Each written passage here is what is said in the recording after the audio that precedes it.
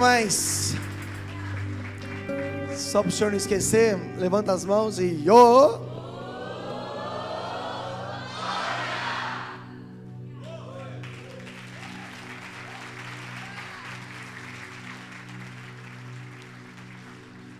Amém, gente? Pode se assentar.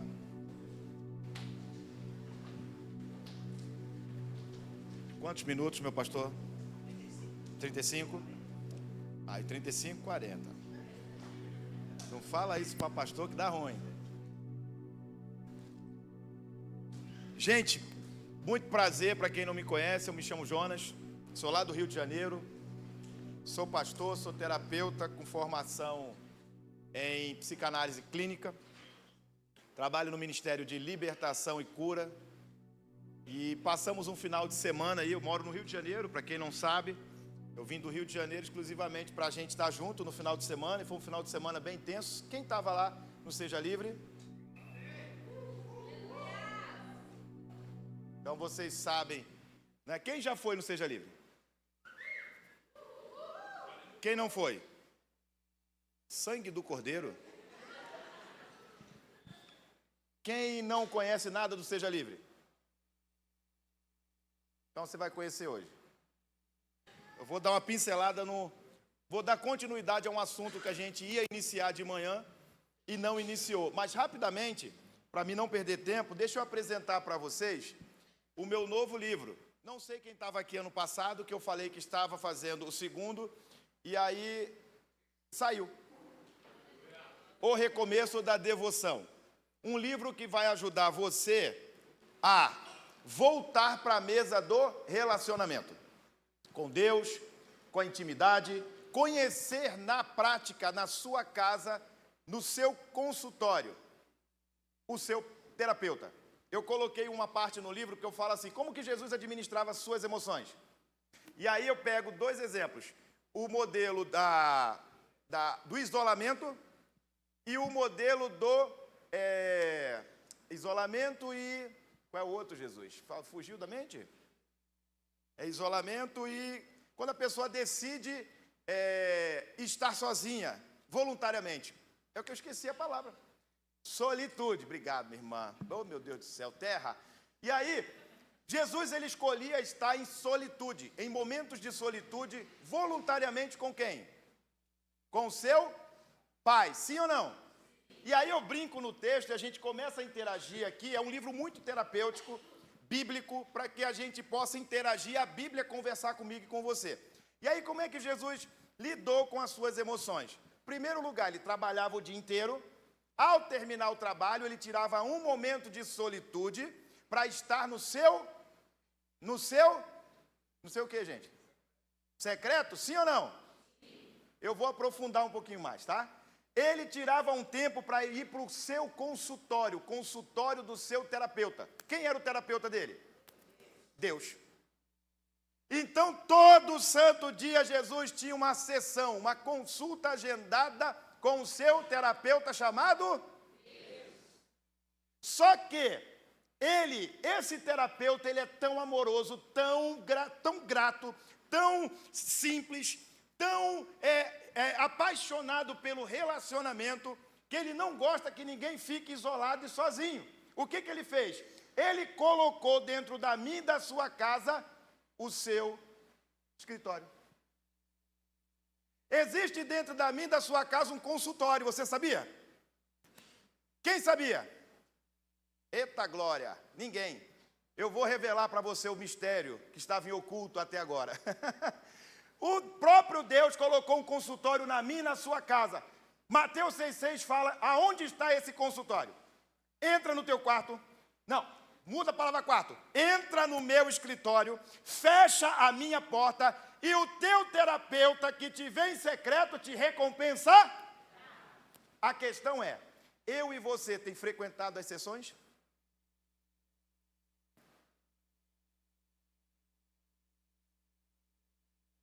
Agora que faltou o grilo, né? Cadê ele? Não está aí, não? Cadê ele, gente? Ele está aí?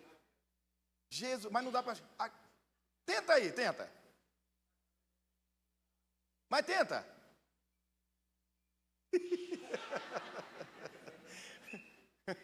Mas vamos lá. O que acontece? Esse livro ele vai provocar você a sair da síndrome de Marta e voltar para sua identidade, que é Maria. Se tem muita Marta na sua vida, tem alguma coisa errada. Então a gente precisa equilibrar. Olha que bacana aqui que Deus ministra no nosso coração. Você lembra quando Jesus foi na casa de Marta? Quem lembra? Presta atenção. Jesus entra na casa de Marta, Marta, a irmã mais velha, recebe Jesus, ok? Ela recebe Jesus na sua casa. Bate no peito assim e fala assim, ela recebeu Jesus? Na sua casa. Qual era a casa? Ela, dentro dela. Sim ou não? Só que ela não honrou e não valorizou a sua presença. O que ela faz? Ela recebe Jesus na sua casa e se preocupa em fazer o quê? Algo para Jesus. Jesus pediu para ela fazer algo? E por que ela quis fazer? Porque a linguagem de amor de Marta qual era? Relacionamento ou serviço?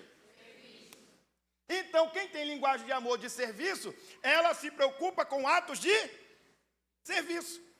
Só que Maria estava onde? Aos pés de Jesus.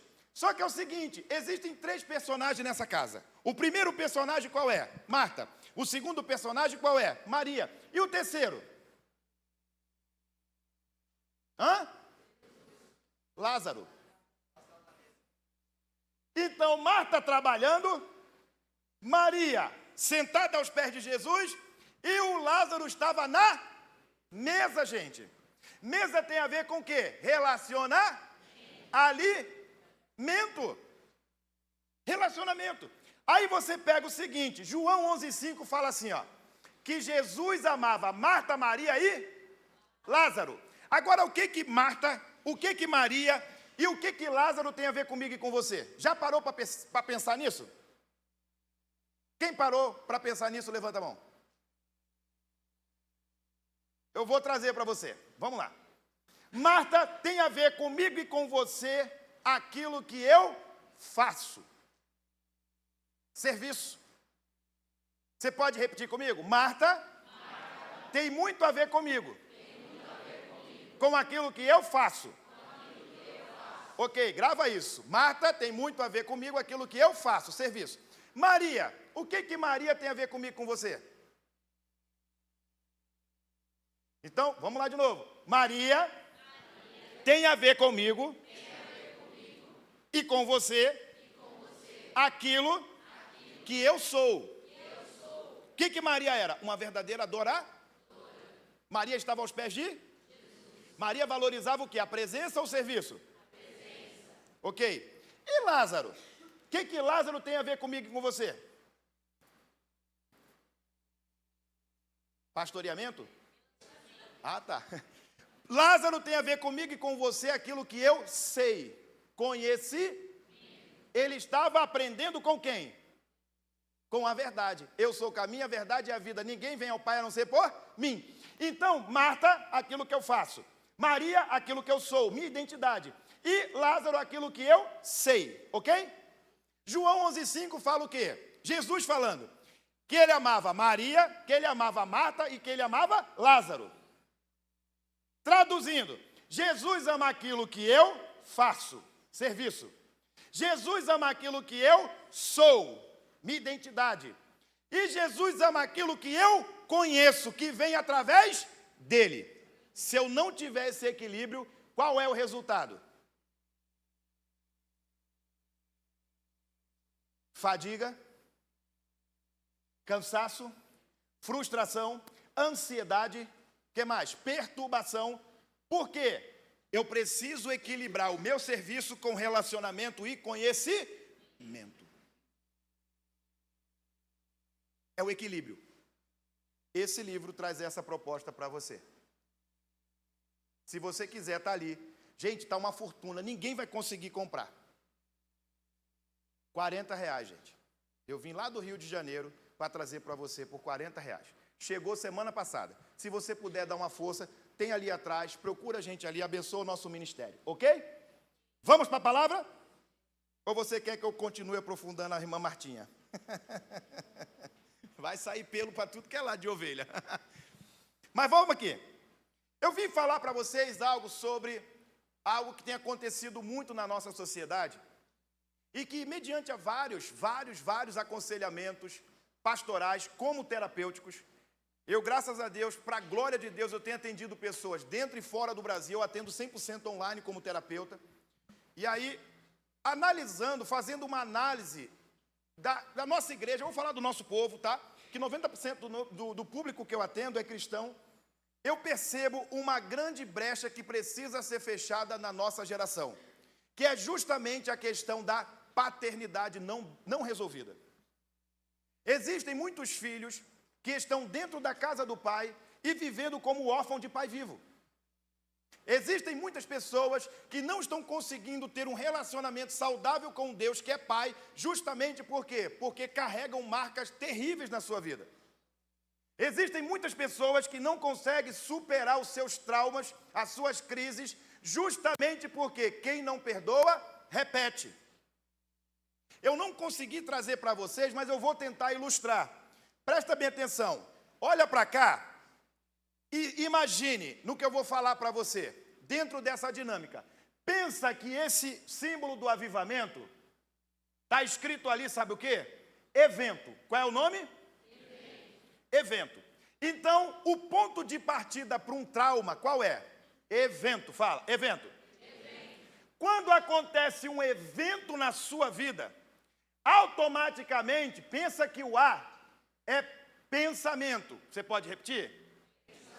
Então, eu tenho um evento que, quando ele acontece, vai me gerar o quê? Um pensamento. Esse pensamento, ele vai criar algumas coisas. Pelo menos 3. Uma imagem. Você pode repetir? Uma frase. Ou uma interpretação. De forma automática. Então, eu tenho um evento, ok? Tem um pensamento que vai gerar imagens, frases e interpretações de forma automática. Só que quando a minha mente processa o evento, ela vai gerar o quê? Um sentimento. Fala, sentimento. Então eu tenho 3 pontos, correto? Evento, pensamento e sentimento. Só que é um ciclo. Eu quero que você pense num ciclo. Quando tem um evento, um pensamento e um sentimento, vai gerar o que aqui? Uma resposta. Que é um comportamento. Então, presta bem atenção. Muitas coisas que você pensa que é causa, é sintoma. Muitas vezes, aquilo que você acha que é uma verdade absoluta, é uma crença limitante. Vamos na Bíblia? Isso aqui é um processo terapêutico que eu vou explicar para você. Mas eu pego Bíblia, ciência e fé e caso, e a coisa fica muito boa. E você vai perceber. 1 Coríntios 4,13 vai falar assim. Temos, portanto... Vê se não é isso. Temos, portanto... Não é isso não, gente. Então eu estou errado. Procura aí aquele. Temos, portanto, o mesmo espírito de fé. Acho que é 2 Coríntios 4,13, eu acho que é isso. Temos, portanto, o mesmo espírito. Eu vou ler, está no Coríntios, pronto. Não é o Coríntios do Corinthians, não. Mas vamos lá. Procura para mim aí. É isso aí, pronto. É 2 Coríntios, só errei o 2. Olha o que está escrito. Está escrito, eu criei, por isso falei. Como com esse mesmo espírito de fé, nós também cremos, por isso também. Na minha tradução diz, temos, portanto, o mesmo espírito de fé. Como está escrito, criei, por isso falei. Nós cremos, por isso também falamos. Então, muitas coisas que eu falo têm muito a ver com as minhas crenças. Sim ou não? Então, o texto está falando que a minha fala denuncia o quê? Crenças. Sim ou não? Vamos para a Bíblia. Moisés pega 12 espias, 12 pontas de lança, 12 líderes, e bota para mapear uma terra chamada Canaã. Você pode repetir? Canaã. Eita glória. Tem alguém dormindo aí? O nanado ligado, um tempinho frio, e você me ouvindo no escurinho, meu irmão, é o cenário completo com sono, não? Só que é o seguinte, ele manda os líderes ir lá. Quando esses líderes chegam naquele lugar, eles percebem que tem a muralha de Jericó, lembra da muralha? Muralha de Jericó. Eles percebem que tem homens maiores do que eu, com quase 3 metros de altura, com 6 dedinhos em cada mão. Eles pensaram o seguinte: 2 homens para trazer o fruto, levam o fruto para Moisés e agora começa o relato. Qual é o relato? Moisés, presta atenção, a terra é boa, a terra mana leite e mel, a terra é uma terra próspera, porém, nós somos como gafanhotos. Nós somos insetos. Nós somos pessoas insignificantes. Deus mentiu para nós. Nós não vamos conseguir. E detalhe, Moisés, eles também nos enxergam como gafanhotos. Agora presta atenção. Um gafanhoto destrói alguma coisa? Sim ou não? Um gafanhoto destrói uma lavoura? Um gafanhoto tem o poder de destruir tudo que passa na frente dele? Agora, gafanhoto anda sozinho ou anda em bando? Eles esqueceram que mesmo eles com o exército lá atrás, o gafanhoto tem uma força de poder destrutivo enorme. Eles esqueceram até a força que o gafanhoto, que eles mesmos falaram que eram, tem quando andam em bando, quando andam em grupo. Só que é o seguinte, quando eles falam assim, nós somos gafanhotos, eu não me prendo à fala. A fala está denunciando algo. O que a fala está denunciando? Crenças. Se eles falaram que era o gafanhoto, porque eles acreditavam que era o quê? Gafanhotos, insetos. Aí, a gente precisa voltar um pouquinho, como igreja, e pensar o seguinte: quem ensinou eles a serem gafanhotos? Quem trabalhou o sistema de crença deles, que eles agora não se viam na condição de viver em paz, de ter prosperidade, de viver uma vida onde eles podiam exercer as suas escolhas? Você sabe onde foi? No Egito, fala para mim, o Egito. Então o Egito formatou as crenças daqueles líderes a ponto deles se acharem gafanhotos. E o que isso tem a ver com o que a gente está falando? Quando você pega, eu chamo isso de epistemologia. Você pode repetir? Epistemologia. O que é epistemologia? Quem sabe? Não é epilepsia não, gente. É as lentes que eu uso para enxergar determinado problema. Os 10 espias enxergaram aquele problema, aquele desafio externo, e se acharam o quê? Gafanhotos? Josué e Caleb analisaram o mesmo episódio. Limparam a lente dos óculos dos 10, e o que eles identificaram? Espera aí, nós não somos gafanhotos. Esses desafios é a nossa vitamina. Esses desafios é o nosso pão, é o nosso alimento, é o nosso combustível para enfrentar as nossas crises internas e externas. Quem disse que eu sou gafanhoto? Aonde tem sustentabilidade que eu sou gafanhoto, que eu sou um inseto? Não, eu sou um filho de Deus. Então não posso acreditar que eu sou um gafanhoto. Então quem ensinou aquele povo a ser ou se achar inseto, ou viver em crise de identidade? O Egito. Até aqui tudo bem? Até aqui tudo bem? Sim. Volta no quadro. Evento, pensamento, sentimento, comportamento. Aquele povo, o Egito, formatou as suas crenças. A sua casa pode ter sido o seu Egito. Seu pai, sua mãe, pode ter sido o faraó na sua vida. Um exemplo. Todas as vezes que você olha e se acha rejeitado, todas as vezes que você interpreta uma situação como rejeição, vamos pegar um exemplo simples. Seu líder passou e não falou com você. O bico está lá em cima. Vou sair da igreja. Me sinto rejeitado. Tem uma diferença entre ser rejeitado e se sentir rejeitado. Só que é o seguinte, onde eu passo as pessoas me rejeitam. Dependendo do ambiente eu já me sinto rejeitada. Quando você tem essa crença de rejeição, eu volto aqui. Lembra? Evento. Todas as vezes que acontece um evento, a sua mente vai fazer o quê? Processar. É mais ou menos o que Freud falava. sobre o inconsciente. O que é o inconsciente? O inconsciente tem 3 características. Tem mais 3. Ele busca ser feliz, ele paralisa no trauma e ele é atemporal. Ele não vive passado nem futuro, ele vive o presente, o hoje, o já. Então, quando acontece um evento de rejeição, o que vai acontecer? A sua mente volta, o seu inconsciente congelado volta lá no primeiro dia que você foi rejeitado, se sentiu rejeitado, e você revive aquela emoção como se estivesse vivendo hoje, agora, já.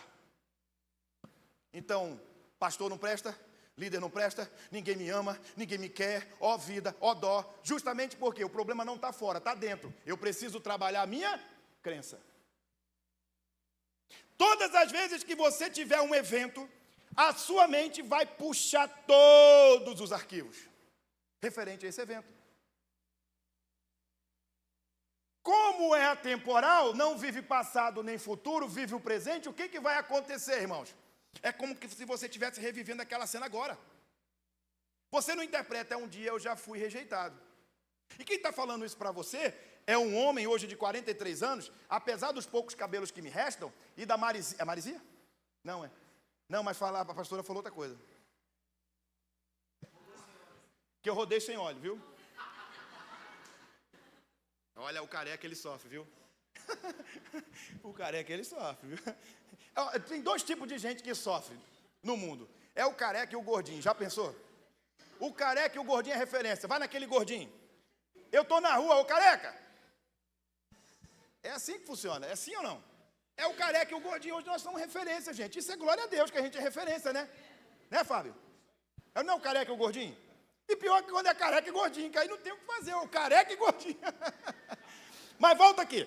Todas as vezes que existe esse tipo de situação na nossa vida, a nossa mente vai puxar esses arquivos. É mais ou menos igual ao computador. Você trabalhou algum determinado assunto no computador e você quer pesquisar. Passou 5, 6, 7, 10 anos. O que vai acontecer? Você coloca o nome do evento, que é o que você quer que o computador te entregue. O que ele vai fazer? Ele vai processar tudo sobre aquele evento. Na nossa mente é a mesma coisa. Quem está falando para você é uma pessoa que sofreu muita rejeição. Um pai alcoólatra, um pai que batia, um pai que espancava, um pai que humilhava, fugi de casa 3 vezes, com 9 anos de idade já trabalhava, fugi de casa com 9, fugi de casa com 10, fugi de casa com 12, justamente com medo de apanhar do meu pai. Quando o portão abria, era um medo, era um pânico. Por quê? Porque a gente não sabia quem é que vinha, se vinha o bêbado ou se vinha o bom. Era pancada de cano, pancada de perna de 3, de madeira, era pancada de pedra, era fio dobrado nas costas e a urina descendo. Então você quer falar de rejeição? Vem aqui. Você quer falar de trauma? Vem aqui. E hoje eu nunca perdi isso aqui, sorriso, com problema, sem problema, eu prego para 1, para 10, para 100, para 1000, do mesmo jeito. Por quê? Porque quando eu encontrei o meu propósito em um Deus que é Pai, que não abandona, que ama, que cuida, que protege, que guarda, que ama quando eu vou para o seu consultório falar com Ele. Irmão, minha vida mudou de cabeça para cima. Morador de comunidade, talvez tem pessoas aqui que moram em comunidade. Morador de comunidade, perto, bem pertinho da Boca de Fumo, lá no Rio de Janeiro que eu morava. E aí o que acontece? Você tem acesso a tudo. Nunca coloquei uma droga, nunca coloquei uma arma, nunca coloquei nada na minha boca, pelo contrário. Eu tinha medo disso. As pessoas falavam que eu era rejeitado, que eu era favelado, que eu era mendigo, que eu era isso, que eu era aquilo, que eu era. 99% dessas pessoas que falaram que eu era, muitos não estão vivos, se envolveram no tráfico e já foram. Muitos estão na miséria física, emocional e espiritual. E o favelado hoje é um terapeuta, graças a Deus sou um terapeuta, graças a Deus sou formado na área profissional minha. Eu larguei a CLT para trabalhar só cuidando do que eu amo, cuidar de pessoas. Esse favelado que eles falaram, hoje escreveu o primeiro livro, está aqui o segundo, já tem 2, o próximo é de sexualidade, onde eu vou ensinar homens a sair da pornografia, do adultério, da mentira, do engano, e o céu é o nosso limite. Mas um dia eu entendi esse quadro. Evento acontece, não tem a ver com o externo. Tem a ver com as minhas crenças. Então para de culpar pastor, líder, não sei quem, Deus, fulano, ciclano, pelos fracassos que você está vivendo. Assuma a sua responsabilidade de homem e de mulher. Enfrente o que Deus está chamando você para enfrentar. A culpa não tem a ver com fora, tem a ver com dentro. Talvez as primeiras pessoas que deveriam te amar foram as pessoas que mais te feriram, pai e mãe. As maiores feridas vêm de quem? Pai, mãe, padrasto, primo. Os maiores traumas vêm desse tipo de pessoa, que são a mulher da nossa vida é a nossa mãe, o homem da vida de uma mulher ou de um homem, quem é? É o pai. Então você é burro. Quantas vezes eu ouvi, você é burro, você não vai crescer, você não presta para nada, você é uma praga, vai morrer cedo. Quantas vezes eu ouvi isso, irmão? De um homem que deveria me amar, me cuidar de mim, de um homem que deveria me proteger. Eu nunca tive uma festa de aniversário, um bolo de aniversário, nunca tive um bolo de aniversário, um parabéns, filho, muito obrigado pelo que Deus está fazendo na sua vida, nunca. Eu vim ter uma festa de aniversário quando eu tinha 19 anos, que quando eu comecei a namorar com a Patrícia, inclusive ela não está aqui porque ela está trabalhando, cuidando das nossas rabiolinhas, dos nossos filhos. Eu só estou aqui porque ela me libera. Quantas das vezes eu escutei tantas coisas erradas ao meu respeito? Praga, peste, não vai crescer, não vai ser ninguém. Faz nada certo, seu burro. Palavras que machucaram. Nunca recebi um abraço, um colo, um aperto de mão. Senta aqui, filhão, vamos conversar. Não, era só pancada. Era só trauma em cima de trauma, raiva em cima de raiva, ódio em cima de ódio. Eu não entendia o processo. Eu não entendia. Mas hoje eu entendo. Aonde foi a minha maior dor se transformou no meu maior ministério. Quantas pessoas sendo curadas na ferida que eu me curei. Você tinha problema com sexualidade, irmão? Tem? Está oculto, está escondidinho, está camuflado? Eu também tinha. Eu também vivi muitos anos da minha vida carregando pornografia oculta. Eu vivi muitos anos na imoralidade, sendo crente. Eu não era pastor ainda. Mas 10 anos da minha vida, eu posso dizer que foram 10 anos de muita angústia, porque eu chorava diante de Deus, falando, Deus, eu não quero ser pornográfico, eu não quero ser uma fraude, eu não quero viver na prostituição, Deus, eu não quero, e eu sangrava, eu chorava. Mas no dia que eu decidi sair disso, irmão, eu saí. Então você quer falar de imoralidade, quer falar de peso, quer falar de culpa, quer falar de trauma, eu posso te ajudar. Porque onde foi a minha maior dor se transformou no meu maior.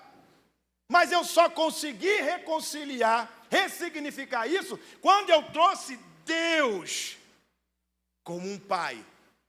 Se o meu pai não me amou, se o meu pai me bateu, se meu pai me rejeitou, a vida está me devendo algo, os líderes estão me devendo algo. Para de transferir a maternidade e a paternidade dos seus pais para os seus pastores. Eles não são os seus pais, eles são seus pastores. Quando você confunde isso, quando ele for dar uma chamada em você, quando ele for puxar sua orelha, você vai sair frustrado. Sabe por quê? Porque o seu inconsciente vai lembrar os traumas que o seu pai causou em você, e você vai confundir correção com agressão, com rejeição.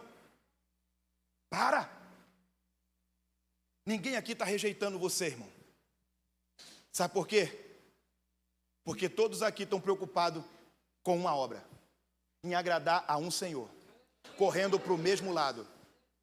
Então para com a bobeira. O que eu vou fazer da minha vida, pastor? Eu não sei do meu chamado. Meu irmão, tua dor é teu chamado, teu ministério é o teu chamado, a tua dor, a tua culpa, os teus traumas, as tuas crises, é o teu chamado. Se posiciona. Porque o céu é o teu limite. Se posiciona, porque Deus está chamando vocês para uma obra nesse território que vocês não têm noção. O que vocês estão vendo é só barulho. Porque o que está vindo por aí, meu irmão, quem viver, verá. Mas qual é a preocupação? Se a gente não tratar os traumas agora, as feridas agora, os pecados agora, lá na frente a engrenagem trava. Por isso que tem o Seja Livre, por isso que tem Casa de Paz, por isso que tem discipulado, por isso que tem atividade. Por quê? Porque a gente está organizando a engrenagem. Se você não organizar a engrenagem, se a gente não entrar num conceito de transparência, verdade, quebrantamento, tratar trauma, tratar paternidade, todos nós que tivemos problemas com os nossos pais, principalmente o pai, você vai ter dificuldade de relacionamento com Deus. Isso eu posso te afirmar.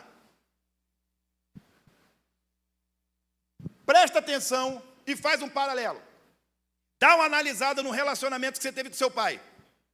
E dá uma analisada com o relacionamento que você tem com seu Deus. E vê se não está na mesma proporção. Você pode duvidar, você pode questionar, você pode não acreditar, você pode até falar que não é verdade. Eu estou te falando porque aconteceu na minha vida e eu atendo diariamente um monte de pessoas com as mesmas dificuldades. Pastor, eu tenho dificuldade de fazer devocional. Pastor, eu tenho dificuldade de entrar no quarto. Pastor, eu tenho dificuldade de chamar Deus de Pai. Quando a gente vai olhar, o inconsciente chama o quê? O evento. Quando fala a palavra Deus, glória a Deus, Senhor, eu te amo, Deus é tudo. Mas quando fala a palavra Pai, o trauma starta. Que pai? Se eu não tive pai? Se eu não tive amor de pai? Que Deus é esse que não viu o que meu pai fez comigo? O meu pai que me abusou, o meu pai que mexeu na minha intimidade, o meu pai que me bateu, o meu pai que me expulsou de casa. O meu pai que agredia minha mãe, o meu pai que batia, o meu pai que usava droga, o meu pai que só chegava bêbado. Que pai é esse que Deus é, que não viu isso? Tanto de sofrimento que eu vivi. E a gente tende a transferir para Deus uma responsabilidade que não é dele. Deus não criou Adão para ser o que ele foi. Deus não criou seus pais para ser o que eles foram. Deus não nos criou para ser o que nós fomos em algum momento da nossa vida. E presta bem atenção, quem não perdoa, repete aquilo que estava repudiando.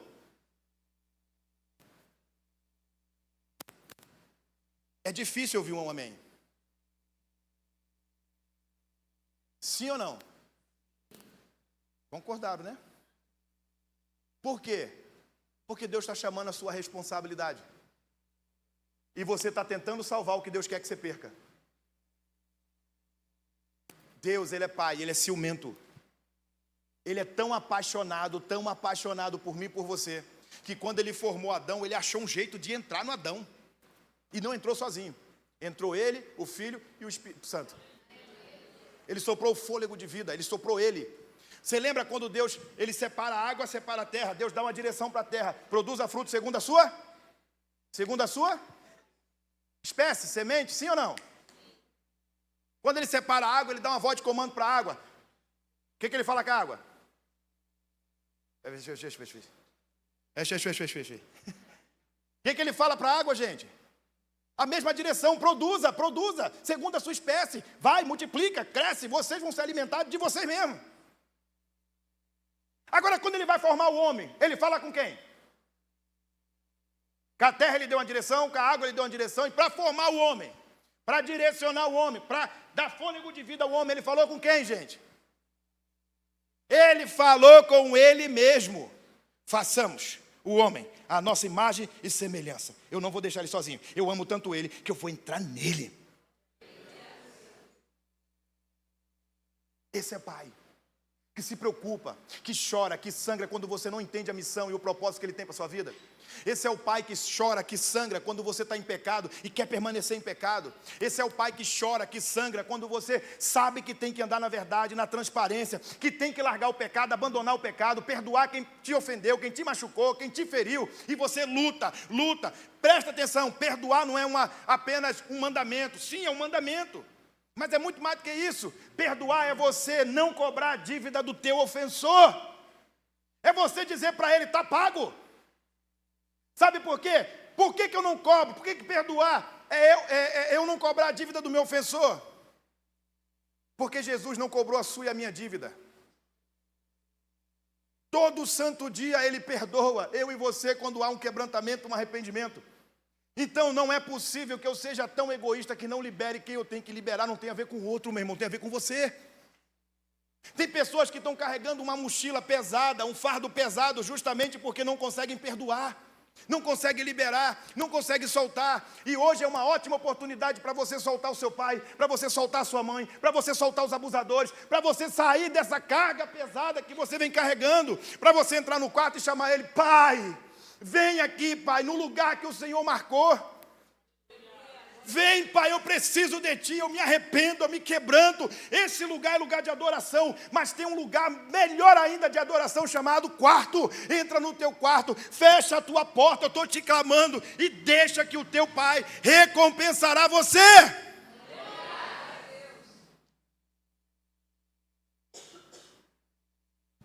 Esse é o lugar de intimidade. Fica de pé.